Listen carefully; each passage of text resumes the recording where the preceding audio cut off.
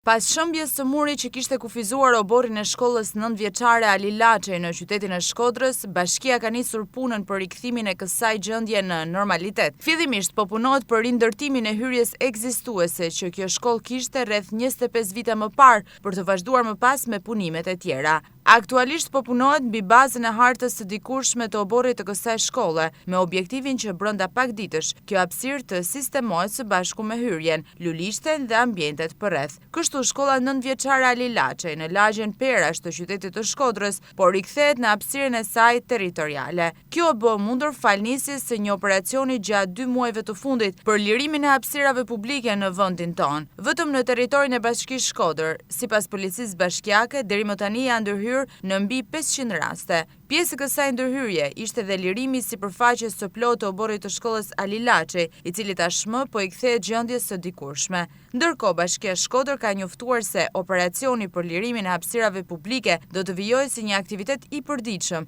deri në momentin kur të mos ketë më sipërfaqe të zona në mënyrë të paligjshme. Nga ana tjetër, pritet të nisë së shpejti një projekt në bashkëpunim me bizneset për sistemimin e ambienteve ku është ndërhyrë përshëmbje, me qëllim që ato të kthehen në shërbim si për qytetarët, ashtu edhe për bizneset lokale.